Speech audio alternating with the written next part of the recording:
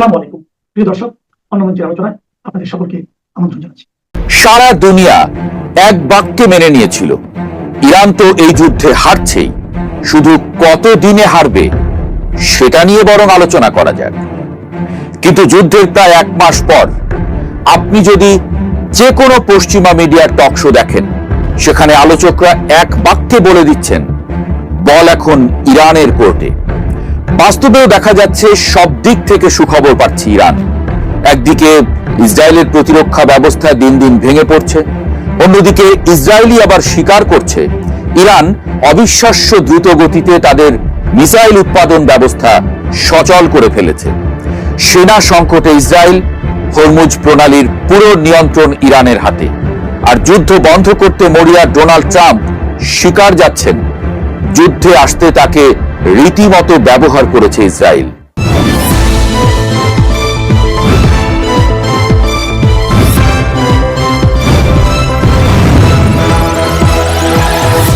পৃথিবীর বড় বড় হিসাব নিকাশ মাঝে মাঝে খুব অদ্ভুতভাবে পাল্টে যায়। যুদ্ধের ময়দানে কাগজের হিসাব আর বাস্তবের হিসাব যে সব সময় মেলে না, ইসরায়েল এবং আমেরিকা এই মুহূর্তে সম্ভবত সেই পুরনো সত্যটাই নতুন করে শিখছে। চারদিকের ঘটনা প্রবাহ দেখলে মনে হতে পারে একটা অদৃশ্য সুতোর টানে বিশাল এক সাম্রাজ্যের অহংকার ধীরে ধীরে খসে পড়ছে। শুরু করা যাক ইসরায়েলের ভেতরকার অবস্থা দিয়ে। ইসরায়েলি সামরিক বাহিনী, যাদেরকে বলা হতো মধ্যপ্রাচ্যের অজেয় শক্তি, তারা এখন ভেতর থেকে ধসে পড়ার আতঙ্কে ভুগছে। কথাটা কোনো সাধারণ বিশ্লেষকের নয়, খোদ ইসরায়েলি সেনাপ্রধান ইয়াল জামিরের। নিরাপত্তা মন্ত্রিসভার এক রুদ্ধদ্বার বৈঠকে তিনি রীতিমতো 10টি লাল পতাকা বা বিপদ সংকেত তুলে ধরেছেন। গাজা, লেবানন, সিরিয়া এবং পশ্চিম তীর একসঙ্গে এতগুলো ফ্রন্টে লড়তে গিয়ে ইসরায়েলি সেনারা এখন চূড়ান্তভাবে ক্লান্ত। সেনাপ্রধান স্পষ্ট জানিয়ে দিয়েছেন রিজার্ভ বা অতিরিক্ত বাহিনী আর বেশি দিন এই বহুমুখী যুদ্ধের চাপ সহ্য করতে পারবে না। অতি গোঁড়া ইহুদিদের সেনাবাহিনীতে নিয়োগ দিতে না পারা এবং রিজার্ভ আইন সংশোধনে সরকারের ব্যর্থতা এই সংকটকে আরো গভীর করেছে। পরিস্থিতি এতটাই শোচনীয় যে অবস্থা যেমন, তাতে স্বাভাবিক অবস্থায় দায়িত্ব পালনের সক্ষমতাও হয়তো শিগগিরই হারাবে ইসরায়েলি সেনাবাহিনী, এমন আশঙ্কা খোদ ইসরায়েলি সেনাপ্রধানের। সেনাদের এই ক্লান্তির পাশাপাশি ইসরায়েলের সবচেয়ে বড় গর্বের জায়গাটিতেও চিড় ধরেছে। সেটি হলো তাদের আকাশ প্রতিরক্ষা ব্যবস্থা। দক্ষিণ ইসরায়েলের বাসিন্দারা রাস্তায় দাঁড়িয়ে যখন আকাশে ইন্টারসেপ্টর ক্ষেপণাস্ত্রের বিচ্ছুরণ দেখেন, তখন তিনি নিজেও হয়তো ভাবেননি যে এই আলোর খেলা তাদের বাঁচাতে পারবে না। ডিমোনা এবং আরাদের মতো সংরক্ষিত এবং স্পর্শকাতর আবাসিক এলাকায় ইরানের ব্যালিস্টিক ক্ষেপণাস্ত্র সরাসরি আঘাত এনেছে। 115 জনের বেশি মানুষ আহত হয়েছেন, যাদের মধ্যে 11 জনের অবস্থা আশঙ্কাজনক। ডিমোনার বাসিন্দারা তো সাইরেন শোনার সুযোগই পাননি। বিস্ফোরণের ধাক্কায় বিছানা থেকে ছিটকে পড়ে জ্ঞান হারাচ্ছেন সেখানকার বাসিন্দারা। পরে পড়ে থাকে শুধু ধ্বংসস্তূপ। ইসরায়েলি সেনাবাহিনীর মুখপাত্র লেফটেন্যান্ট কর্নেল নাদাব শোশানি দাবি করেছেন যে তাদের প্রতিরক্ষা ব্যবস্থা 92% সফল। কিন্তু ডিমোনার মতো পারমাণবিক স্থাপনা থাকা শহরে এই বাকি 8% ব্যর্থতা যে কতটা ভয়াবহ হতে পারে তার বলার অপেক্ষা রাখে না। ইরানের পার্লামেন্টের স্পিকার মোহাম্মদ বাঘের গালিবাফ তো ঘোষণা দিয়েই দিয়েছেন ইসরায়েলের আকাশ এখন অরক্ষিত। সেটাই প্রমাণ হচ্ছে এখন। বিশ্লেষকদের মতে এই অরক্ষিত হওয়ার পেছনে শুধু কারিগরি ত্রুটি দায়ী নয়, দায়ী অর্থনীতির এক নিষ্ঠুর হিসাবও। ইসরায়েলের এক একটি অ্যারো ক্ষেপণাস্ত্রের দাম প্রায় $30 লাখ, ডেভিড স্লিং এর দাম $7 লাখ, আর আয়রন ডোমের প্রতিটি ইন্টারসেপ্টরের খরচ $50,000 থেকে $70,000। সেখানে ব্যাকআপ হিসেবে থাকা মার্কিন থার্ড ব্যবস্থার এক একটি ইন্টারসেপ্টরের দাম প্রায় $1.5 কোটি। মাত্র 2 দিনেই পেন্টাগন $560 কোটি গোলা বারুদ পুড়িয়ে ফেলেছে। অথচ ইরান যে ব্যালিস্টিক ক্ষেপণাস্ত্রগুলো ছুটছে তার উৎপাদন খরচ এর তুলনায় নস্যি। ইসরায়েলি কর্মকর্তারা স্বীকার করেছেন যুদ্ধের আগে ইরানের মজুতে 2500 ক্ষেপণাস্ত্র ছিল। ইসরায়েলি হামলায় তা 1500-এর নিচে নেমে এলেও ইরান অবিশ্বাস্য দ্রুতগতিতে তাদের উৎপাদন ব্যবস্থা সচল করে ফেলেছে। ইসরায়েলের পক্ষে একযোগে 3 থেকে 5,000 ক্ষেপণাস্ত্রের আঘাত সামলানো অসম্ভব। শুধু ইসরায়েলই নয়, ইরানের এই নতুন শক্তির আঁচ সরাসরি গিয়ে লেগেছে পরাশক্তি আমেরিকার গায়েও। সৌদি আরবের প্রিন্স সুলতান বিমান ঘাঁটিতে ইরানের এক ভয়াবহ হামলায় 12 জন মার্কিন সেনা আহত হয়েছেন, যাদের 2 জনের অবস্থা আশঙ্কাজনক। আমেরিকার আকাশ প্রতিরক্ষা ব্যবস্থার এই চরম ব্যর্থতার দিনে তাদের অত্যন্ত গুরুত্বপূর্ণ 2টি KC-135 রিফুয়েলিং উড়োজাহাজও ব্যাপকভাবে ক্ষতিগ্রস্ত হয়েছে। এর আগে ইরাকের আকাশে এই ধরনের একটি উড়োজাহাজ বিধ্বস্ত হয়ে 6 মার্কিন ক্রু নিহত হওয়ার ঘটনা ঘটেছিল। তবে পশ্চিমা বিশ্বকে সবচেয়ে বড় ধাক্কাটা ইরান দিয়েছে সেদিন, যেদিন ভারত মহাসাগরে অবস্থিত যুক্তরাষ্ট্র এবং যুক্তরাজ্যের যৌথ সামরিক ঘাঁটি ডিয়েগো গার্সিয়াকে লক্ষ্য করে ইরান ক্ষেপণাস্ত্র ছুঁড়েছে। এমনটা দাবি খোদ মার্কিন গঙ্গের। 4000 মাইল দূরের এই ঘাঁটিতে সেই হামলা চালানোর চেষ্টা প্রমাণ করেছে ইরানের হাতে এখন এমন সব অস্ত্র রয়েছে যার আওতায় ইউরোপের বড় বড় শহরগুলো চলে এসেছে। বিশেষজ্ঞরা বলছেন, যে দেশ মহাকাশে স্যাটেলাইট পাঠানোর যান তৈরি করতে পারে, তাদের কাছে কয়েক হাজার মাইল দূরে নিখুঁত হামলা চালানো কোনো অসম্ভব ব্যাপার নয়। নতুন করে আবার আলোচনায় এসেছে ইরান এবার পুরো দমে পারমাণবিক কার্যক্রম শুরু করতে যাচ্ছে। কারণ আয়াতুল্লাহ আলী খামেনি বেঁচে থাকতে পারমাণবিক বোমা বানাতে পারেনি ইরান, কিন্তু খামেনি নিহত হবার পর ইরানের সেই বাধা এখন আর নেই। যা হোক, যুদ্ধের এই ভয়াবহ ডামাডোলের প্রভাব গিয়ে পড়েছে খোদ আমেরিকার অভ্যন্তরীণ রাজনীতিতেও। ডোনাল্ড ট্রাম্পের নীতি এবং এই অর্থহীন যুদ্ধের প্রতিবাদে যুক্তরাষ্ট্র জুড়ে শুরু হয়েছে নজিরবিহীন নো কিংস বা আমাদের কোনো রাজা নেই আন্দোলন। দেশের 50টি অঙ্গরাজ্যের 3200-র বেশি শহরে লাখো মানুষ রাস্তায় নেমেছে। জেন ফন্ডা, জোয়ান বাইজের মতো প্রবীণ শিল্পীরা এই ফ্যাসিবাদী আচরণের বিরুদ্ধে রুখে দাঁড়িয়েছেন। জীবনযাত্রার ব্যয় বৃদ্ধি এবং একটি অবৈধ যুদ্ধের জাঁতাকলে পিষ্ট মার্কিন নাগরিকরা ট্রাম্প প্রশাসনকে পরিষ্কার বার্তা দিচ্ছেন। নভেম্বরের মধ্যবর্তী নির্বাচনের আগে এই গণবিক্ষোভ ট্রাম্পের জন্য এক বিশাল মাথা ব্যথার কারণ হয়ে দাঁড়িয়েছে। ট্রাম্প এবার হারে হারে টের পাচ্ছে বুড়ো হাড়ের ব্যথা কেমন লাগে। অন্যদিকে ইরানেও যে সব শান্ত তা নয়। যুদ্ধের কারণে ইতোমধ্যে দেশটির 1900 মানুষ নিহত এবং 20,000 আহত হয়েছেন। সরকারের পক্ষে 850-টির বেশি সংহতি মিছিল হলেও ভিন্ন মতাবলম্বীদের উপর কঠোর দমনপীড়নের খবরও আসছে। সব মিলিয়ে পরিস্থিতি যখন খাদের কিনারায়, তখন সমাধানের একটি ক্ষীণ আলো দেখা যাচ্ছে কূটনীতির টেবিলে। আর এই পুরো প্রক্রিয়ার কেন্দ্রবিন্দুতে পরিণত হয়েছে পাকিস্তান। দেশটির প্রধানমন্ত্রী শাহবাজ শরীফের সঙ্গে ইরানের প্রেসিডেন্ট মাসুদ পেজেশকিয়ানের প্রায় 1 ঘন্টা ফোনালাপ হয়েছে। এই ফোনালাপে পারস্পরিক আস্থা তৈরির উপর জোর দেওয়া হয়েছে। সবচেয়ে চমকপ্রদ ব্যাপার হলো, যুক্তরাষ্ট্র ও ইরানের মধ্যে আলোচনার মধ্যস্থতা করতে চেয়ে শাহবাজ শরীফের দেওয়া একটি প্রস্তাব স্বয়ং ডোনাল্ড ট্রাম্প তার ট্রুথ সোশ্যালে শেয়ার করেছেন। এর পরপরই পাকিস্তানের উপপ্রধানমন্ত্রী ইসাক দারের আমন্ত্রণে সৌদি আরব, তুরস্ক ও মিশরের পররাষ্ট্রমন্ত্রীরা ইসলামাবাদে এক উচ্চ পর্যায়ের বৈঠকে বসতে যাচ্ছেন।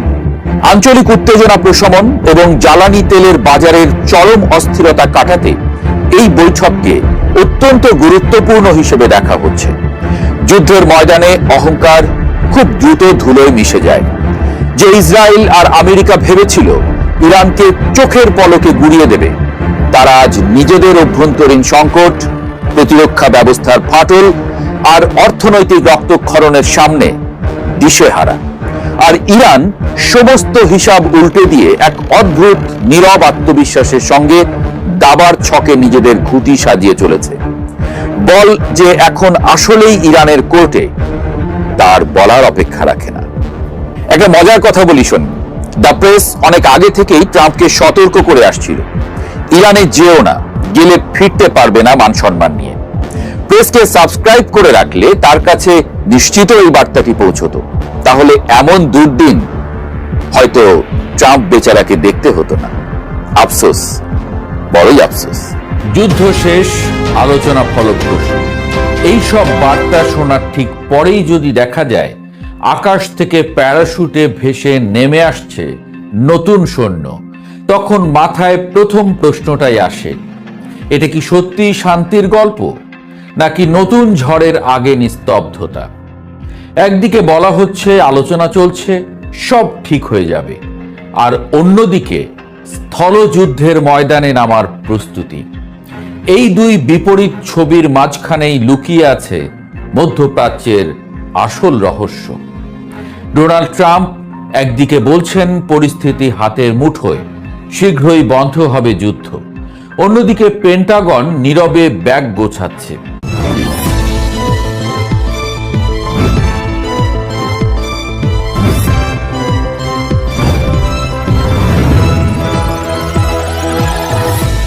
উত্তর ক্যারোলাইনার ফোর্ট ব্র্যাগ থেকে প্রস্তুত হচ্ছে বিশেষ বাহিনী, সেই কিংবদন্তি 82 এয়ারবোর্ন ডিভিশন, যারা 18 ঘন্টার মধ্যে পৃথিবীর যে কোনো প্রান্তে নেমে যেতে পারে। আকাশ থেকে নেমে এসে জমি দখল করা, সেটাই তাদের কাজ। এখন প্রশ্নটা সহজ, কিন্তু উত্তরটা ভয়ঙ্কর। যুদ্ধ যদি শেষ হয়ে যায়, তাহলে এই সৈন্যেরা কোথায় নামবে? এই সংঘাতের শুরু থেকেই যুদ্ধটা ছিল আকাশ আর সাগরের খেলা। ড্রোন উড়েছে, ক্ষেপণাস্ত্র ছুটেছে, আর হরমুজ প্রণালীতে জাহাজ চলাচল আটকে দিয়ে ইরান যেন বিশ্বের শ্বাসনালী চেপে ধরেছে। সেই হরমুজ, যেখান দিয়ে প্রতিদিন কোটি কোটি ব্যারেল তেল যায়, সেখানে নিষেধাজ্ঞা মানেই শুধু যুদ্ধ না, গোটা পৃথিবীর অর্থনীতিকে জিম্মি করা। কিন্তু যুদ্ধের একটা অলিখিত নিয়ম আছে, যতক্ষণ পর্যন্ত স্থল সেনা নামছে না, ততক্ষণ যুদ্ধ পুরোপুরি তোমার আমার হয়ে ওঠে না। আকাশের যুদ্ধ দূরের, সাগরের যুদ্ধ ঠান্ডা, কিন্তু মাটির যুদ্ধ, সেটা ব্যক্তিগত, সেটা রক্তের, আর আরো ভয়ঙ্কর। আর ঠিক সেই জায়গাতেই এখন দাঁড়িয়ে আছে এই সংঘাত। ট্রাম্প বলেছিলেন ইরানের শক্তি প্রায় শেষ, ক্ষেপণাস্ত্রের ক্ষমতা 90% কমে গেছে। কিন্তু কথার সাথে বাস্তবের যে ব্যবধান, সেটা বোঝা গেল খুব তাড়াতাড়ি।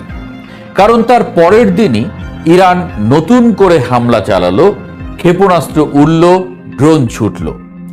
একের পর এক ফাঁকা বুলি আউড়ে যাচ্ছেন ট্রাম্প। ইরানও চুপ করে বসে নেই।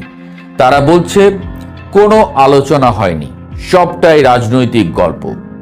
এই ফলপ্রসূ আলোচনা আসলে তেলের বাজার ঠান্ডা রাখার চেষ্টা। কারণ যুদ্ধ যত দীর্ঘ হয়, তেলের দাম তত বাড়ে, আর সেই আগুন গিয়ে লাগে আমেরিকার ভেতরেও। এই জায়গায় এসে যুদ্ধটা আর শুধু যুদ্ধ থাকে না, এটা হয়ে যায় অর্থনীতি, কূটনীতি আর রাজনীতির এক নতুন মিশ্রণ। এখন আসা যাক সেই 3000 থেকে 4000 সৈন্যের কথায়। সংখ্যা খুব বড় না মনে হলেও এর অর্থটা গভীর। কারণ এই সৈন্যরা সাধারণ পদাতিক না, এরা দ্রুত আক্রমণ, দ্রুত দখল আর দ্রুত নিয়ন্ত্রণের জন্য তৈরি। কথাটা যদি সহজ করে বলি, এরা যুদ্ধ শুরু করার সৈন্য না, যুদ্ধ শেষ করে দেওয়ার সৈন্য। মানে যদি এই বাহিনী নামে, তাহলে সেটা হবে একটা নির্দিষ্ট লক্ষ্য নিয়ে, হয়তো কোনো তেল কেন্দ্র, হয়তো কোনো উপকূল, হয়তো কৌশলগত কোনো দ্বীপ। খার্গ দ্বীপের নাম ইতোমধ্যেই আলোচনায় এসেছে, ইরানের তেল রপ্তানির হৃৎপিণ্ড। এখন ভাবুন, হৃৎপিণ্ডে আঘাত করলে শরীর কতক্ষণ টিকে থাকে। কিন্তু এই গল্পে আরেকজন চরিত্র আছে, যে একটু দূরে দাঁড়িয়ে সব দেখছে, কিন্তু মাঝে মাঝেই আগুনে ঘি ঢেলে দিচ্ছে। তিনি হলেন বেনিয়ামিন নেতানিয়াহু। ইসরায়েলের দৃষ্টিভঙ্গি খুব পরিষ্কার, যুদ্ধ শুরু হয়েছে যখন, তখন শেষ করতে হবে পুরোপুরি। অর্ধেক কাজ করে ফিরে আসা তাদের কাছে বিপজ্জনক। তাই যখন ট্রাম্প শান্তির কথা বলেন, তখন তেল আবিবে অস্বস্তি বাড়ে। কারণ তারা মনে করে এই শান্তি ইরানকে আবার শক্তি জোগাড় করার সুযোগ দেবে। ইসরায়েল সেটা চায় না। তারা চায় এই সুযোগে ইরানের সামরিক এবং পারমাণবিক সক্ষমতা একেবারে গুঁড়িয়ে দেওয়া হোক। আর সেই কারণেই তারা নিজের গতিতে হামলা চালিয়ে যাচ্ছে, আলোচনার টেবিলকে খুব একটা গুরুত্ব দিচ্ছে না। এখন পুরো ছবিটা যদি একসাথে দেখা যায় তাহলে বিষয়টা অনেক পরিষ্কার হয়। একদিকে ট্রাম্প বলছেন আলোচনা চলছে, শান্তি আসছে, অন্যদিকে সৈন্য যাচ্ছে, যুদ্ধজাহাজ যাচ্ছে, নতুন পরিকল্পনা হচ্ছে। এই দুয়ের মাঝে একটা দ্বৈত নীতি কাজ করছে। এই দ্বৈততা নতুন কিছু না, বহুবার দেখা গেছে। আলোচনার টেবিল আর যুদ্ধক্ষেত্র একই সঙ্গে চলে, একদিকে হাত মেলানো, অন্যদিকে মুষ্টি শক্ত করা। কিন্তু এবার ঝুঁকিটা একটু বেশি, কারণ যদি এই সৈন্যরা সত্যিই ইরানের মাটিতে নামে তাহলে সেটা হবে সরাসরি সম্মুখ যুদ্ধ। আর তখন এটা থাকবে না প্রক্সি যুদ্ধ, থাকবে না দূর থেকে আঘাত করা। তখন এটা হবে মুখোমুখি সংঘর্ষ, যেখানে প্রতিটি পদক্ষেপের দাম রক্তে দিতে হয়। আর সেই যুদ্ধ শুরু হলে সেটা শুধু ইরান, আমেরিকা বা ইসরায়েলের মধ্যে সীমাবদ্ধ থাকবে কিনা সেটা বড় প্রশ্ন। কারণ মধ্যপ্রাচ্য এমন একটা দাবার বোর্ড যেখানে এক চালেই পুরো খেলা বদলে যেতে পারে। এই প্রেক্ষাপটে ৩,০০০ সেনা পাঠানোর সিদ্ধান্তকে অনেক সামরিক বিশ্লেষক প্রেসার টুল হিসেবে দেখছেন। অর্থাৎ সরাসরি আক্রমণ নয়, বরং আলোচনার টেবিলে চাপ সৃষ্টি করা। কিন্তু ইতিহাস বলে মধ্যপ্রাচ্যে সেনা পাঠানো খুব কম সময়ই শুধু চাপ তৈরিতে সীমাবদ্ধ থাকে। কারণ স্থলসেনা একবার মোতায়েন হলে যুদ্ধের গতিপথ বদলে যায়। তখন যুদ্ধ আর দূরবর্তী থাকে না, সেটি হয়ে ওঠে দীর্ঘমেয়াদী উপস্থিতি, নিরাপত্তা অঞ্চল, বাফার জোন এবং শেষ পর্যন্ত দখল রাজনীতির প্রশ্ন।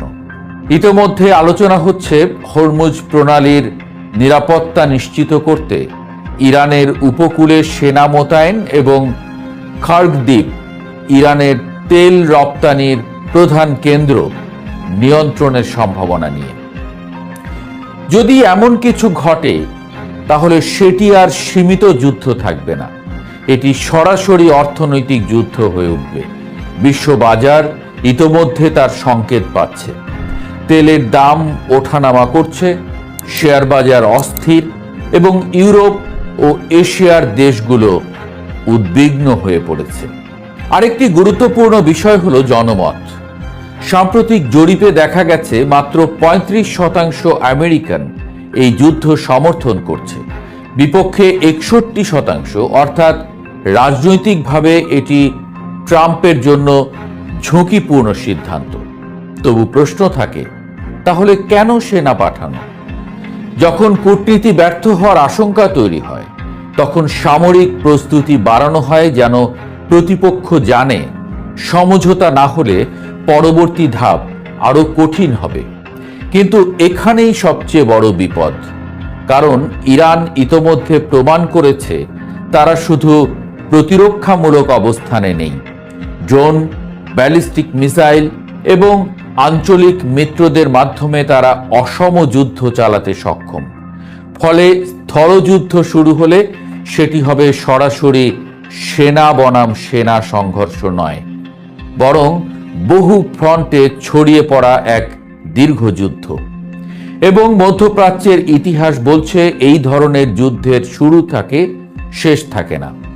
আজ তাই প্রশ্নটি শুধু ট্রাম্পের সিদ্ধান্ত নয়, প্রশ্ন হলো যুদ্ধের প্রকৃতি বদলাচ্ছে কিনা। আকাশ যুদ্ধ ইতোমধ্যে হয়েছে, সমুদ্রপথ উত্তপ্ত। এখন যদি স্থলসেনা নামে তাহলে এই সংঘাত আর সীমিত থাকবে না, এটি হয়ে উঠবে পূর্ণাঙ্গ সম্মুখ যুদ্ধের সম্ভাবনা। ট্রাম্প পরাজয় স্বীকার করতে চাইবেন না সহজেই। যুদ্ধ জেতার জন্য তিনি আবার নতুন কোনো চাল দিচ্ছেন। যুদ্ধের এক অদ্ভুত নিয়ম আছে, যখন নেতারা বলেন যুদ্ধ শেষের পথে, তখনই অনেক সময় যুদ্ধ নতুন করে শুরু হয়। মধ্যপ্রাচ্যের মরুভূমি তাই আবার অপেক্ষা করছে শান্তি নেমে আসবে নাকি বালুর নিচে লুকোনো আগুন আরো বড় বিস্ফোরণে ফেটে পড়বে।